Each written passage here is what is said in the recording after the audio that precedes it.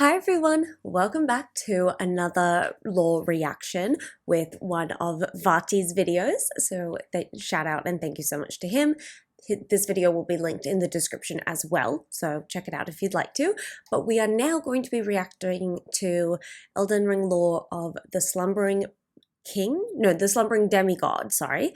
And that is about Miquella, which is a huge focus of the DLC of Elden Ring. So I should get more acquainted with Miquella before continuing on and experiencing the Shadow of the Erdtree DLC. So join me in that, and yeah, let's check it out. Okay. Miquella is many things: a fundamentalist, the unalloyed, creator of the Halig Tree, Lord of the Eclipse, Saint Trina of the Cradle Song, and not just a demigod, but a fearsome Empyrean who has been captured but is unresponsive, for now. And after watching this video, I think you'll agree that Miquella is a topic that almost has to be explored further in some upcoming DLC.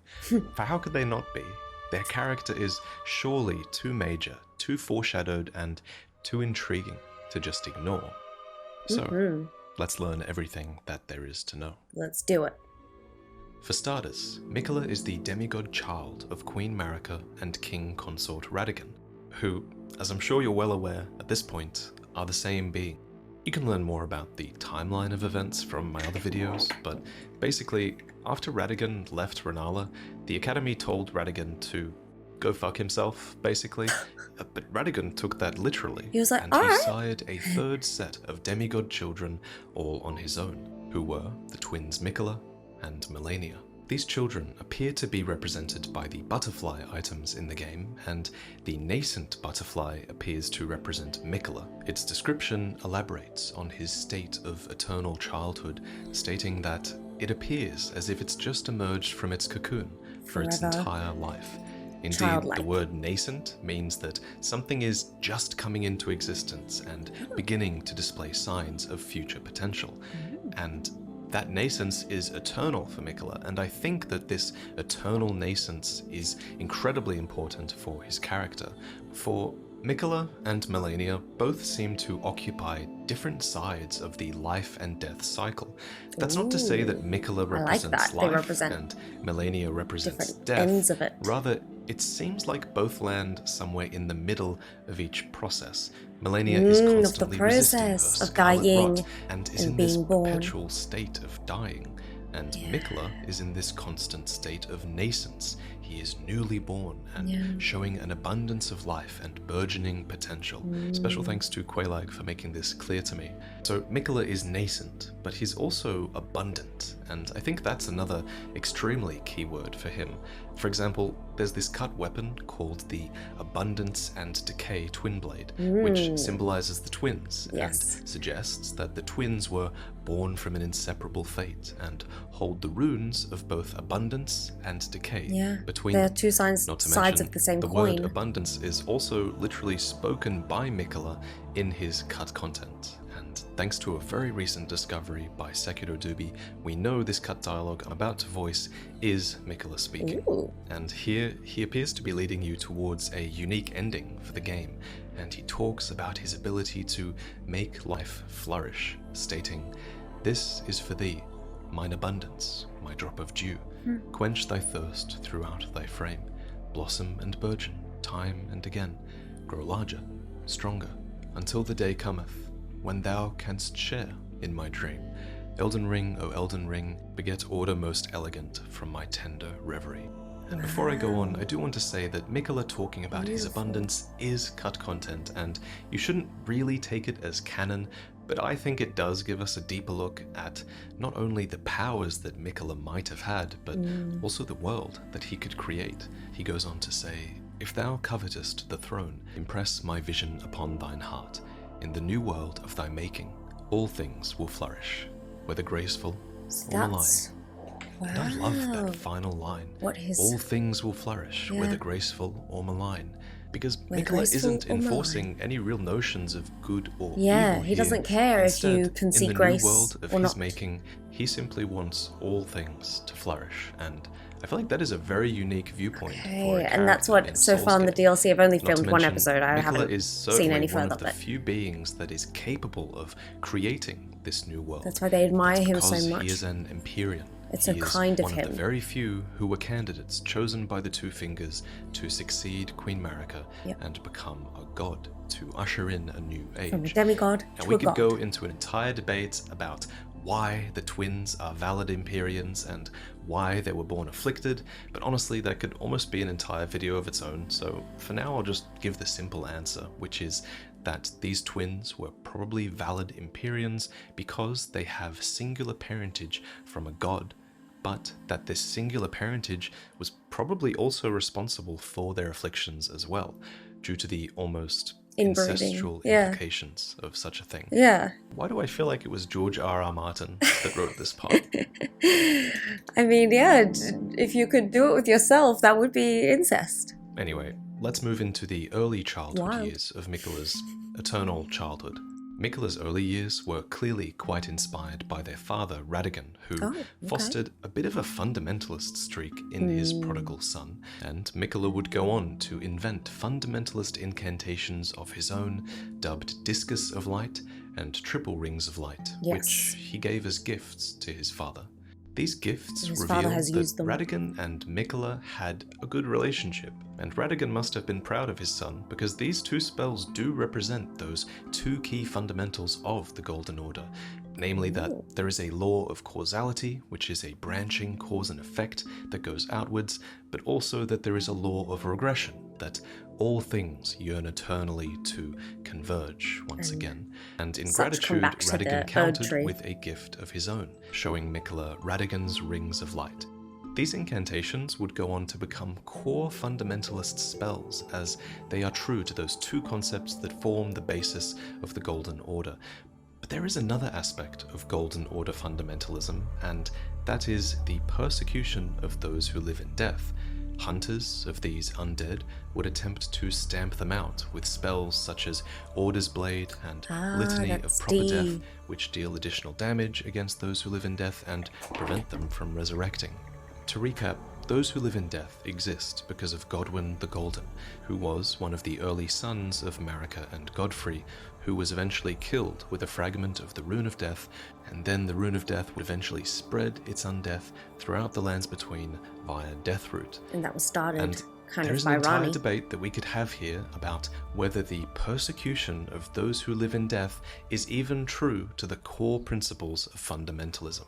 Goldmask certainly doesn't seem to think so. Yeah, because he is. According to the Order healing spell, Goldmask laments the hunters of those who live in death, deeming them to be fanatics who wanted nothing more than an absolute evil to contend he still believes. And the reason I bring up this debate at all is because you could argue that Miquella was on the side of these fanatic hunters, as he created multiple weapons that were capable of effectively slaying those who live in death. For example, this is Golden Epitaph, and it is a sword that was made to commemorate the death of Godwyn the Golden, first of the demigods to die. Wow. It is infused with the humble prayer of a young boy and reads, "O brother, Lord brother, please die a true death." So this weapon is an effective tool of killing those who live in death permanently, and clearly the young boy who created it was Miquella. We can infer this because the sigil that appears when you use this blade's skill is the Halig Tree sigil, and once activated, this ability, called Last Rites, imbues the sword with a holy power that prevents those who live in death from reviving. But beyond this being a potential tool that to must slay be what those who Miquella live in wanted. death, is that this weapon points towards an early kinship between Miquella and Godwyn, a relationship that might have made it all the more painful when Godwyn's soul would perish, but his body would remain, spawning Deathroot. This is interesting, as it gives Miquella a legitimate emotional grievance against those who live in death. And it's almost a bit hypocritical, I think, for what I believe to be Miquella's character, as I agree. We previously established that he might have been this character who wants all life to flourish, but I guess that principle might not extend to those who live in death for him. Very ironic. This sword might not be the only representation of Miquella's relationship. That's very That Similar relationship is though to like a potentially Christ-like strengthened figure, even more when we consider this statue found in Elfale where there's before like the Halig tree. unconditional It love, depicts a larger unless. figure who is clearly embracing the two Empyrean twins, Miquella and Malenia. But then, who is this larger figure? It could be their parent, Marika, or Radigan, Radigan, but then both. it doesn't have their signature hair braid, and instead it has this long, wavy hair. What's more, the statue asset is flat-chested, which appears to rule out Marika, at least. And after reading a good amount of debate online about this, I think it's a fair conclusion to say that this statue represents Godwyn, who himself does seem to have long, wavy hair. And he did have a relationship with the enshrined kids. here really tells a story. It's a story of two gifted but afflicted siblings who were supported by their older brother, but then they were left alone, as their older brother would become the first demigod to die. And this isn't the only statue. Maybe that had a massive impact on them that we didn't even know. Far more prominent in the area are these statues, which depict two siblings left alone after their brother died. There was one sibling, really Miquella, who was forced to remain as a young child, and another who grew up in great pain, eventually losing vision and limbs to rot and decay. These statues are everywhere. Oh, that's heartbreaking. They tell that sorrowful story. They are an early sign of Miquella's extreme empathy for his sister, and they foreshadow his desperate attempts to give her relief from her terrifying condition. Marika's plan all along. And so the young Miquella abandoned fundamentalism, for it could do nothing to treat Malenia's accursed rot. This was the beginning of unalloyed gold.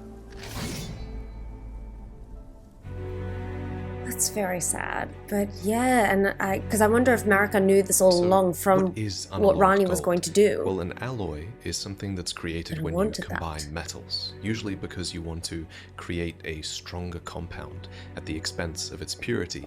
So, if we were to view Marika's Golden Order as if it were a metal, which I think is something that the lore wants you to do considering the implications of the tarnished and everything like that, then Marika's Golden Order would definitely be an alloyed metal.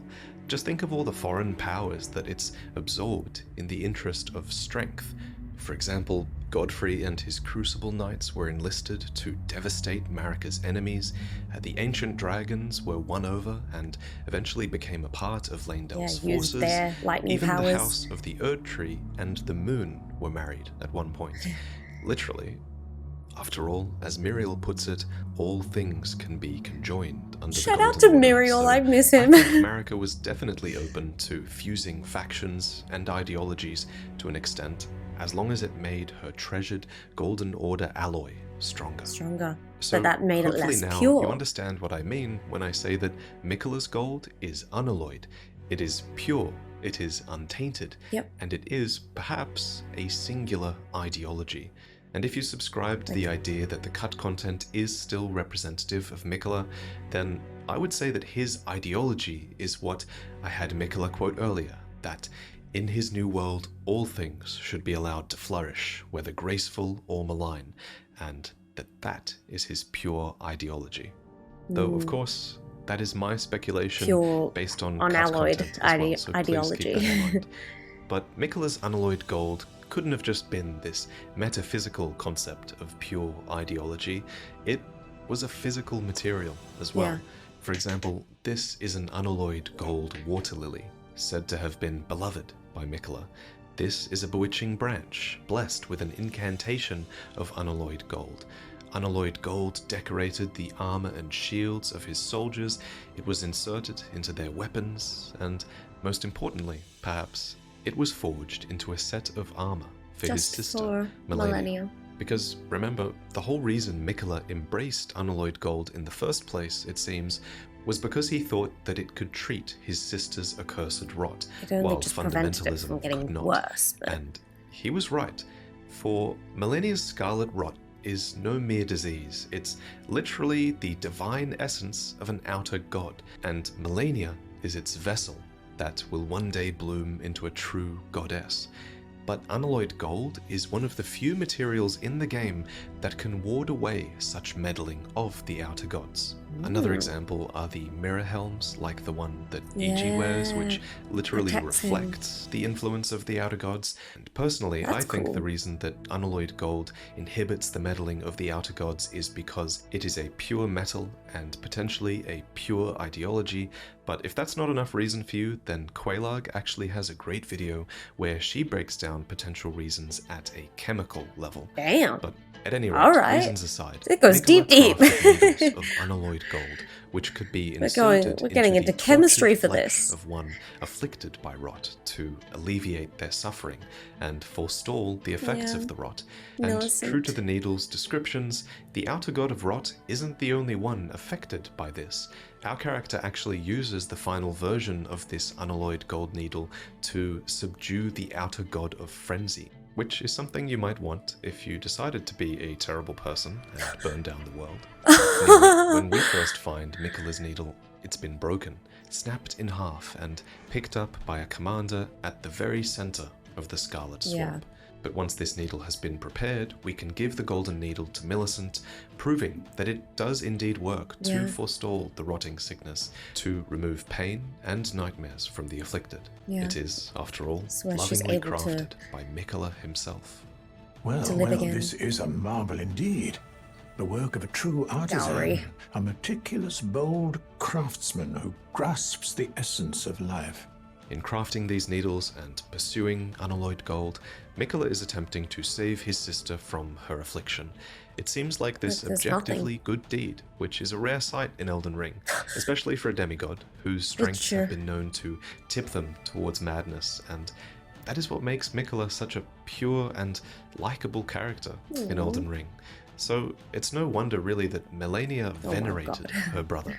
She is a character of undefeated prowess, Yeah, she and she's an adores Empyrean, Miquella. no less. And yet, she dedicated her blade to Miquella, and Miquella alone. Yeah. She believes that he possesses the wisdom, the allure of a god, and that he is the most fearsome Empyrean of all. The story of their bond and So duty she to didn't one even another want is to legendary. be the and one that's that became something the becomes god. She quite wanted clear Miquella when to. we explore Miquella's Halig tree and see these statues depicting their embrace all around. And if you were one of the many defiled outcasts in Elden Ring, you too might have felt inspired by this story, and you might have felt inclined to earn Miquella's favor and make the long pilgrimage towards your salvation, towards the distant divine Halig tree and its brace that was Miquella's domain. Dang. The Halig tree that he made. So first, what even is the Halig tree? Well, it's pretty obvious that it's a meant to sort be- of Erd tree. yeah, an Erd For tree, one, but it Erd tree didn't- avatars have clearly didn't emerged go from all it, the way. which they only do in order to protect the Erd tree's own offspring. And then there's the Halig tree knight armor, which confirms that the Halig tree ultimately failed to grow into Yes, an Erd failed to tree. become And an one Erd thing tree. I've been wondering Which is is, sad. when exactly was the Halig tree planted then? If we knew when, then we might be able to guess at its purpose. Was it planted before or after the shattering of the Elden Ring? Because when the Elden Ring was shattered, golden seeds flew from the Erd tree, scattering across the various lands as if life itself knew that its end had come. Wow. These seeds create these Oh, that's little what illusory they trees were, and right. likely spawned the minor Erd trees Yeah, as minor well. ones, So okay. I think it's a fair assumption that Miquella might have planted the Halig tree from an Erd tree seed. And if that was indeed the case, then it should have happened after the shattering, Right. for before that, the Erd tree was considered perfect and eternal, and it wasn't even believed that Erd tree seeds could exist. Oh wow, they But on didn't the know flip side, that there the could be golden other Erd epitaph trees? sword that we mentioned earlier likely existed before the shattering, as it was created to commemorate Godwyn's death. And this sword displays the Halig tree sigil when its weapon art is activated. So one could infer that the Halig tree must have existed at this point too, right? So I guess it's always possible that Miquella somehow procured Interesting. an Erd tree seed before the shattering, or simply grew it from his own being, as Yeah, he is could a have scion of the Golden Bough, done it after from all. within himself. But whatever the case, Miquella clearly decided that growing such a tree was important, and he even went so far as to water it with his own blood. This confirms Damn, that the yeah. Erd tree is indeed a blood-sucking parasite. Just kidding. Sort of. I mean, you have to admit, it is pretty disturbing that an Erd tree could flourish in such a manner. But this does lead us to the final question, which is, why was the Halig tree planted? What was the point of it? And at the end of the day, the main reason is always going to be because it's like the Erd tree. It's natural to compare them, and the item descriptions seem to want you to compare them as well. Right. The Erd tree is this enormous icon of power and faith in the lands between. Faith, so yeah. evoking that and inspiring worship is clearly a valuable thing. But the Erd tree was only really an icon of faith in its later years. Before that, it was a symbol of abundance, with light as warm as the gentle sun that could gradually heal all those who bathed in its rays. But perhaps most importantly, during this time of abundance, it would drip sacred dew, sap or tears that could bestow blessings, form crystal tears, and even be embedded into talismans. These were treasured things. Treasured, yeah. Naturally, this was an extremely valuable symbol for Miquella to evoke, since he is himself associated with dew and abundance in the cut content. Yeah. And his Halig tree did drip with dew. The greenish amber of the Halig tree can even be seen in cut content items. Whoa. It even looks as if it's mingled with a bit of Miquella's own blood. That's crazy. That So he wanted green people to hue believe of in the amber Halig tree is also seen instead. in the Halig tree Knight sword, which is not a cut weapon. Such And as this was his modeled after the Carrion Knight's own swords, except it was his embedded more with amber pure from the Halig version of the tree Golden Order. instead of glintstone. Okay, so the Makes Halig tree sense. is a great symbol of faith and power and abundance, and Miquella is related to abundance in the cut content.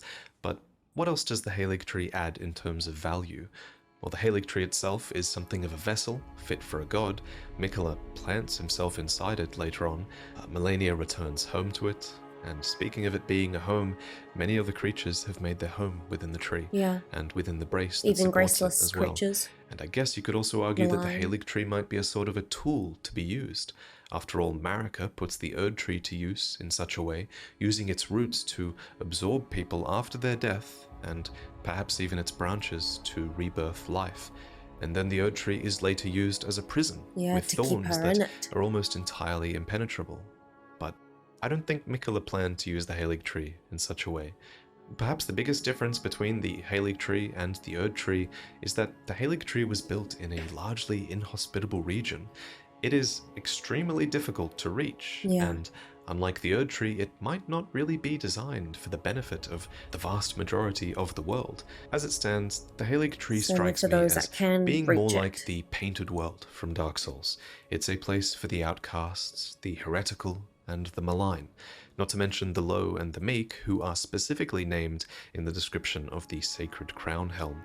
While many of the Scarlet Rot Afflicted seem to be here because of the eventual decay of the Halig tree, Yeah. I think that there are a number of refugees here that would have been here before that, namely the Misbegotten, Yeah. the Crystallian, And they felt these astray mages they of could be at Raya home Lucaria, here. and of course Loretta, who deemed this place to be a great haven for the despised Albinaurics. The second generation Oh, the Albinaurics Albinaurics. even carry a weapon called the Ivory Sickle, which reads, "These weapons are evidence of their dedication to the Halig tree, Oh, despite wow. never having entered its presence." Huh. And we really So they don't just find know a about single it, but they Albinauric haven't been. within the Halig tree. I'll admit, I do find this a bit strange. You do find quite a few Albinaurics so close to the Halig tree. It's a bit strange to me they don't go just that little bit further. The Maybe reason they're given not for super the first smart, that's generation okay. of Albinaurics not being at the Halig tree is given by Albus, Yeah. who says that their faded legs are the reason for that. But yeah, we find them defending Miquella and his Halig tree all the same at the Ordina liturgical town, which takes us to the Halig tree via a puzzle within an Everjail. The word liturgical means relating to public worship, and this town is fittingly filled with many statues of Miquella Miquella sitting alone, himself. cradling what might have become the Halig tree back when it was still just a A sapling. little sapling, yeah. I also find it interesting that the Halig That's what tree that is represents. never called out as competing with the Erd tree, or never called out for housing all these undesirables. Perhaps the House of the Erd tree was happy to see ungraceful folk leave their lands. Oh, yeah, Perhaps maybe the they Halig benefited tree was from it. extremely well hidden from everyone and they didn't know. Or perhaps They didn't Miquella care. could just get away with it because he was beloved by all. For example, the Bewitching Branch is an item that you can create from Miquella's lilies, and it is blessed with an incantation of unalloyed gold and reads, "The Empyrean Miquella is loved by many people. Indeed, he has learned very well how to compel such affection." Yeah. And that second part that says he compels has the learned how to affection. compel affection, to me that's saying that Miquella is very good at knowing how to inspire others' affection to Even if they his own disagree with him. advantage. And nowhere is this that more makes clear, sense. I think, than at Castle Sol.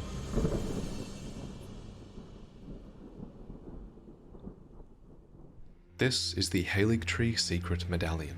It's furnished with that signature green amber, and it features the Haligtree in the background, for it allows you to access a secret lower level of the Grand Lift of Rold and progress through the consecrated snowfields to this sacred place. Having both halves of this secret medallion is therefore extremely desirable, for the medallion has another name. It's called Miquella's Favor. Miquella's favor can be yours.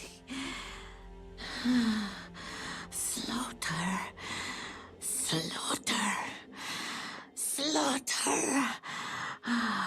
The all-hearing slaughtered.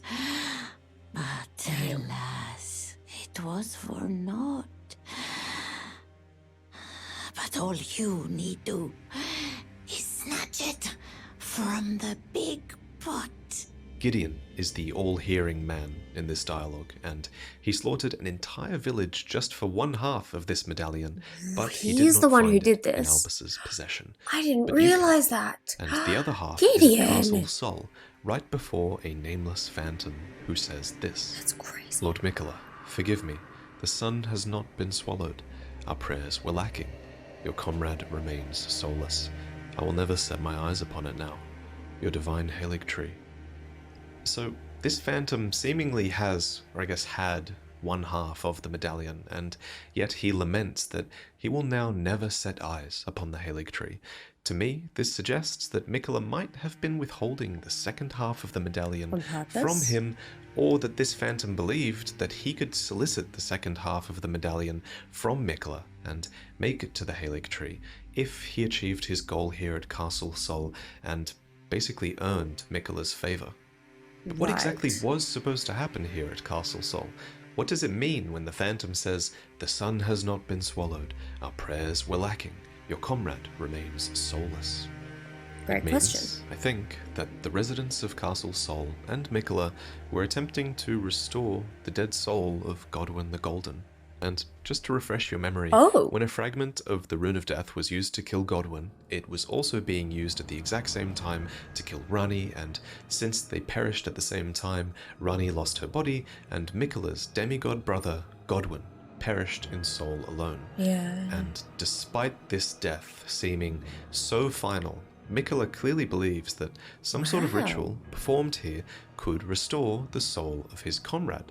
For example, here's some more dialogue from a different phantom. So he was trying to get him to... "O great sun, frigid son of Sol, be able surrender to, yourself to the eclipse. I guess, be grant reborn? life to the soulless bones." But the question is how? How does that work? How does an eclipse restore life to Godwyn? Now, you can just take Miquella at face value and trust that he knows what he's doing, or we can try to learn as much as we can about the eclipse and see if we can reason out the mechanism behind this process. Okay, hit me. So, at Castle Sol, we find the Eclipse Shotel, which reads, "Storied sword and treasure of Castle Sol that depicts an eclipsed sun drained of color.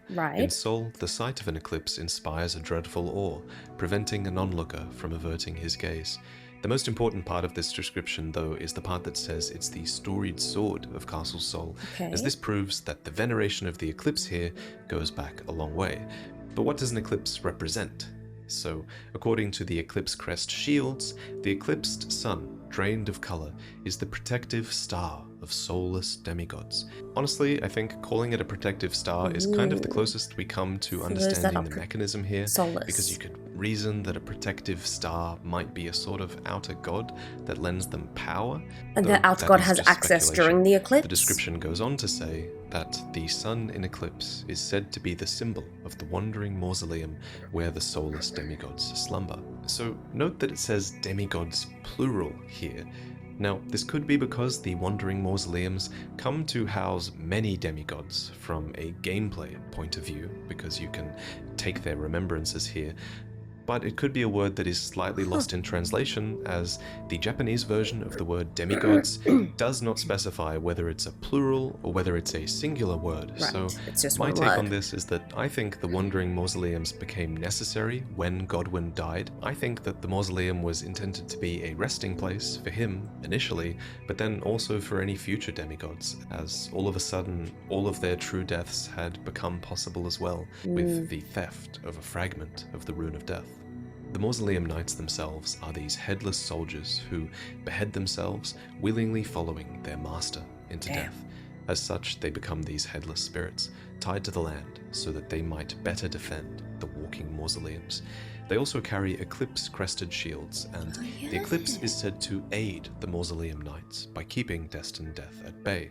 It is their symbol, and by keeping they don't destined want death him at to bay, be- maybe it's helping to keep their souls tied to Yeah, the they don't land. want him to be We could speculate for a long brought time back. on how the eclipse has this power, and I've done my best. Maybe other people have a better take on it, and maybe you guys do in the comments. Interesting. But in the end, it's simpler just to trust that Miquella knew what he was doing with the eclipse at Castle He's smart, Sol, he gets it. where he wanted to block out the sun and restore Godwin's soul. But that Well, didn't we work. can't trust him too much, I guess, because it's important to remember that this ritual failed. Yeah, According didn't to work. this phantom, the sun was not swallowed. And I guess the protective star of the soulless demigods did not listen to their prayers. It did not Wow. appear. But it is really fascinating to That's learn that sad. such a thing might even be possible. That Godwin, whose soul seems to be as dead as Ranni's body, might actually not be. So if his soul is somewhere, then where has it fled to? Yeah. Part of me wonders Is it in the outer if his soul gods is lost, then realm? maybe it's lost within a dream. One theory I did come up with regarding the Within a dream? mechanism by which Godwin's soul is brought back by the eclipse is that his soul might be brought back by bringing about a sort of artificial dusk with the eclipse. That's because those who live in death are called the Duskborn, after all. So Yo, this there is an is association between far night beyond my and understanding. death, to be sure. That's And crazy. there's also an association between death and sleep. For example, when you Slump, pursue yeah. Fia's questline, you use her as a medium to enter Godwin's deathbed dream, which is an entire Dream, dreamscape interesting, where okay. the dragon Fortisax is futilely fighting against the death in his companion. And then there's Roger, who speaks this line of dialogue as he is on the precipice of succumbing Roger. to Deathroot. Maybe I should tell you. Lately, I feel I'm on the precipice of falling into a deep, fathomless slumber. Yeah. He does say he's about to fall into sleep. So, in conclusion, a realm of death does seem accessible through dream. Right. And I think this is the perfect But that time would to only mention be that accessible for Miquella those who don't has go an back to the alter ego. Erd Tree then. Some say she is a comely young girl. Others are sure he is a boy. This is where we have to talk about the enigmatic figure named Saint Trina. Saint Trina.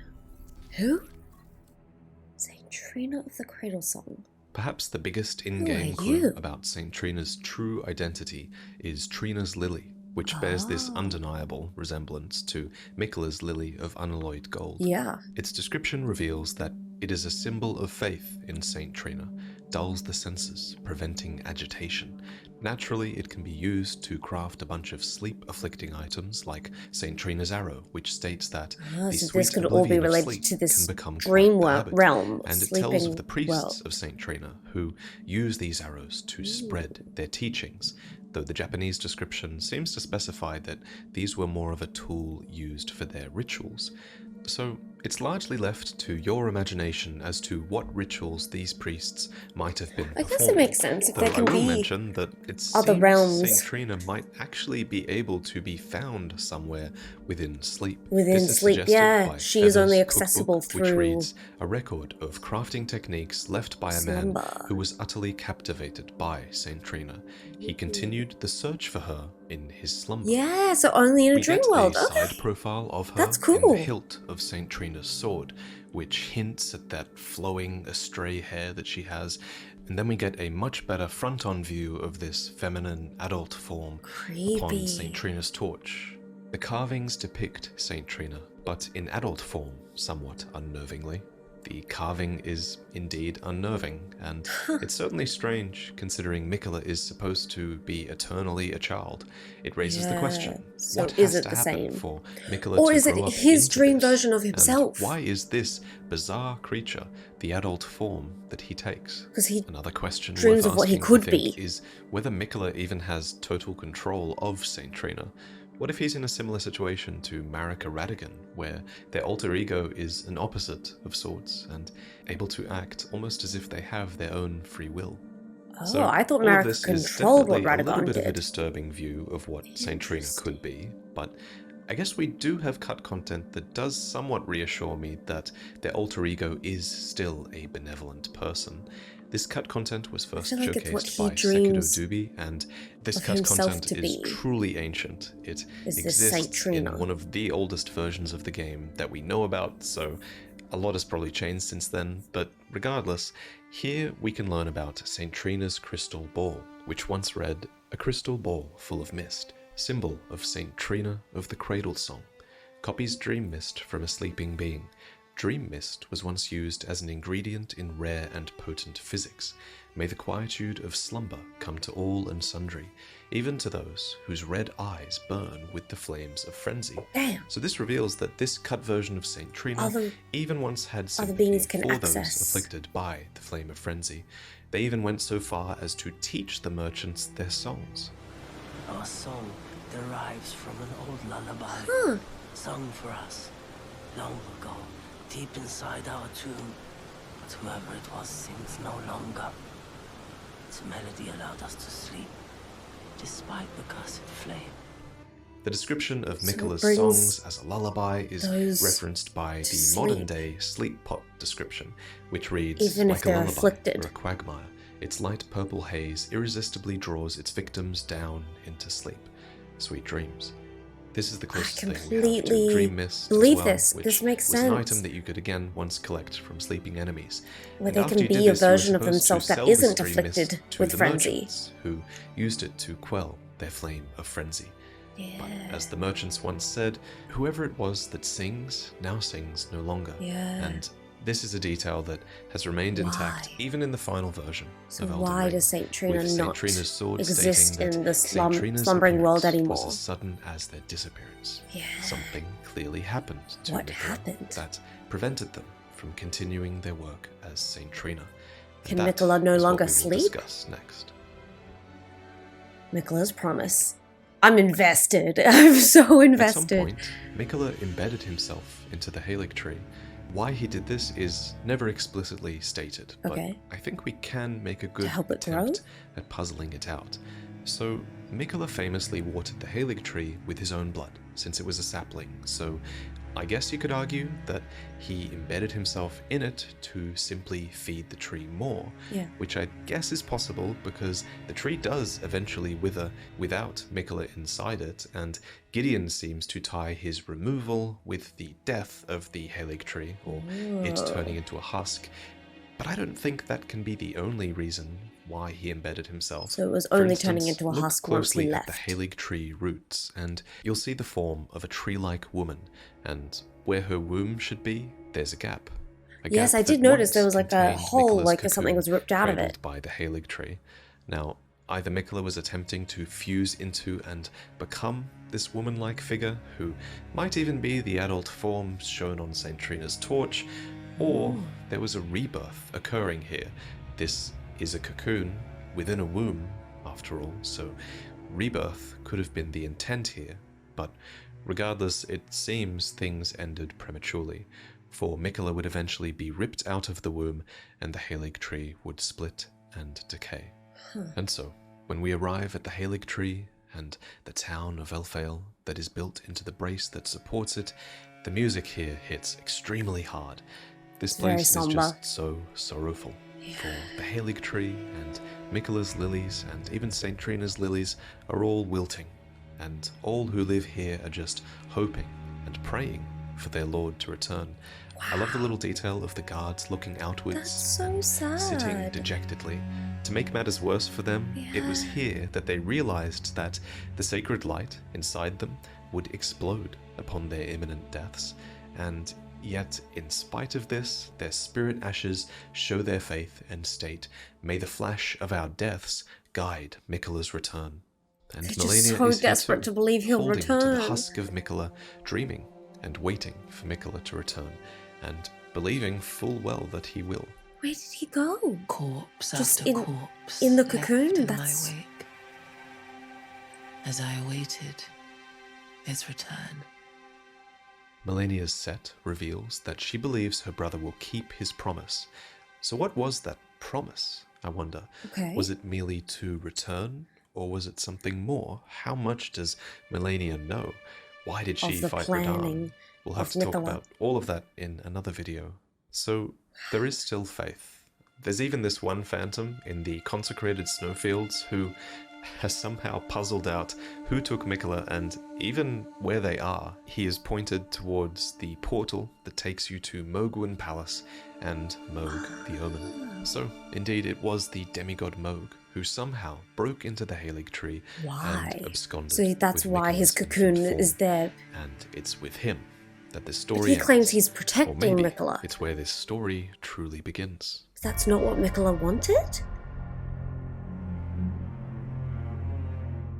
So, if you're not familiar, Mohg is the Omen son of Godfrey and Marika, and being an omen of royalty, he was born into a wretched mire of filth in the subterranean shunning grounds below Lanedale capital. But unlike his brother Morgoth, who reviled his accursed blood, Mohg reveled in it. Yeah. And it was assumedly because of this accursed blood that he chanced a meeting with an outer god called the Mother of Truth.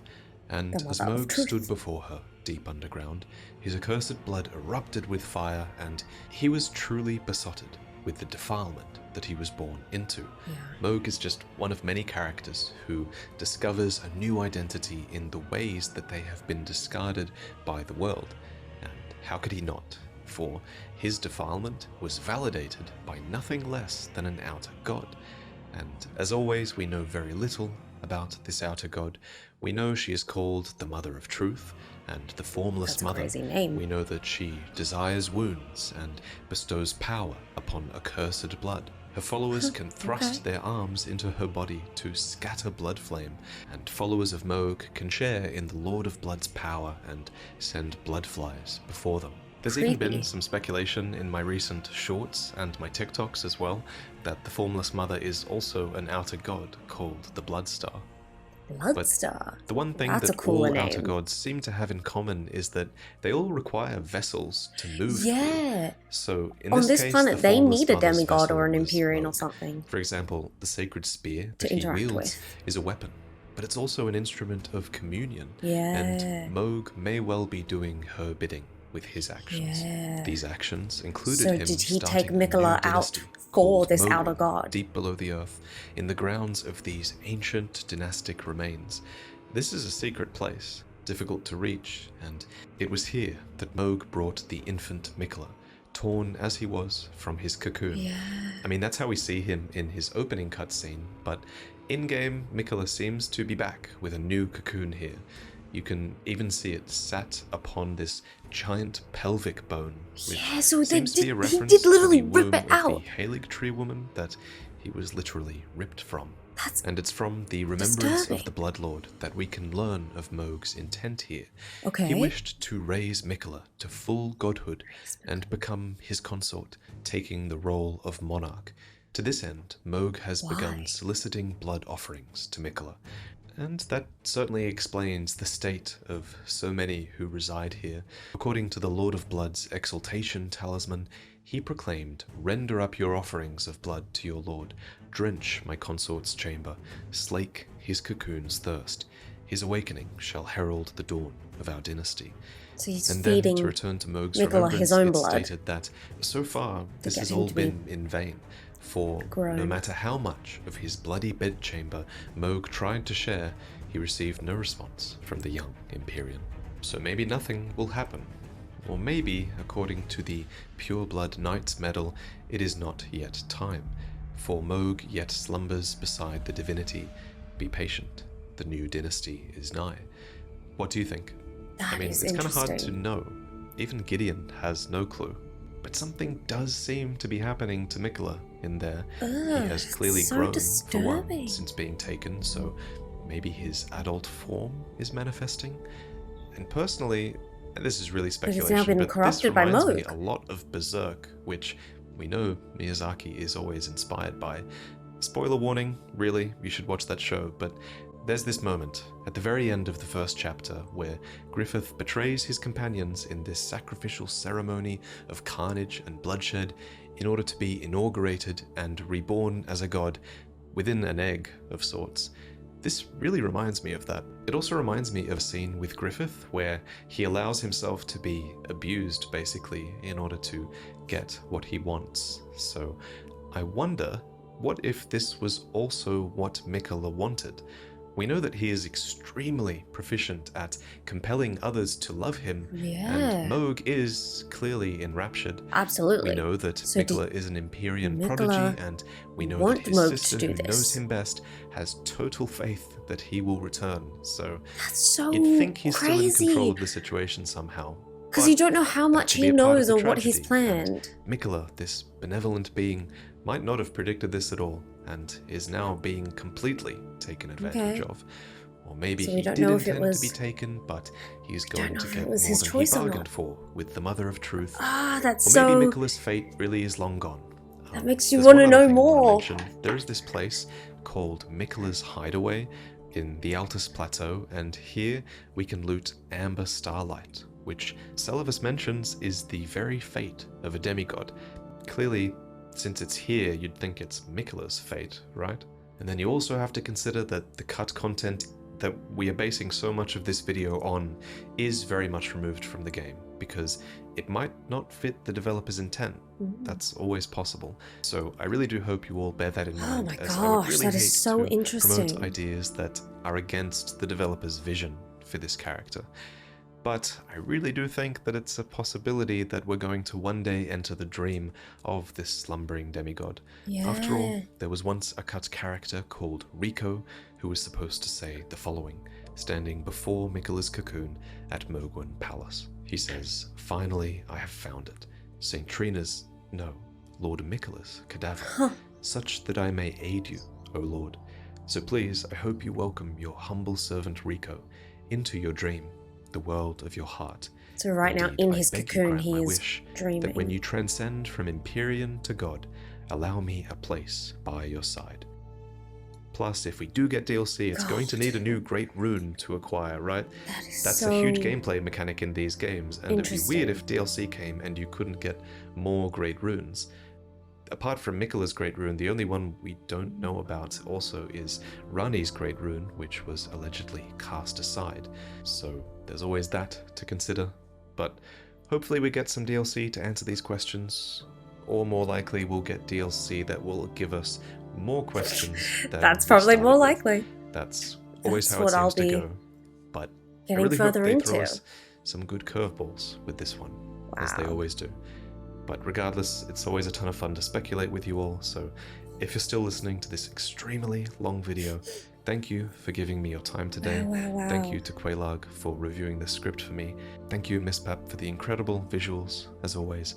And I also want to give a sincere and really reverential shout out to Eugenia Lysa, who created the speculative visuals of St. Trina.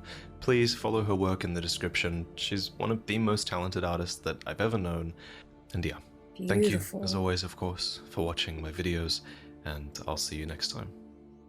Okay, that is so in-depth and interesting to me. I love how we're still not sure. And in that way, Miquella reminds me a lot of Marika, that we don't know what they are aware of because they have the potential to be devising this plan all along. Same with Marika. I don't know if she has been planning from the very start everything that is to come, because she is not just a demigod, but a god. So it's like, did she sow the seeds for things to go in the way that they did? And we think it's just fate, but it's all along what she planned. And similarly, now with Miquella, I don't know if he has used his charm or whatever ability he has to compel others to do I guess, his bidding.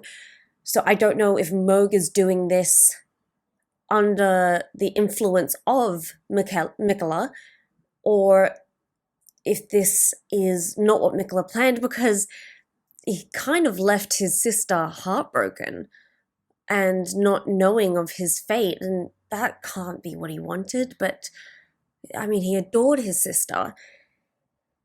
I don't know. I'm so fascinated by this, and no wonder he is such an enigmatic character in a similar way to Marika, once again, because of all of these unknowns of what is he in control of versus what is he not. I'd like to think that I don't know, because they can't both Marika and him be planning everything from the beginning. Can they? That's just really fascinating. I'm very excited, and now I'm going to be having my ears very perked up for the DLC about learning more about what was Miquella's plan and what was a spanner in the works that Miquella wasn't expecting. Are we part of his plan, the Tarnish, doing what we're doing?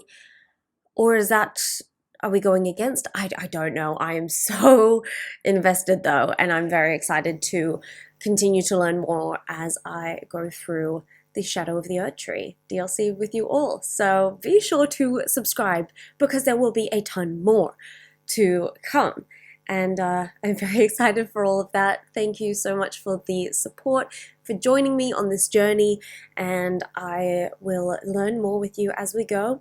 Leave your thoughts and speculations of where you were at this point down below, and let me know if there's something specific, like there's some stuff I really need to make sure to do in the DLC to get more of an understanding of this. And yeah, thank you so much. I will see you all in the next video. Bye!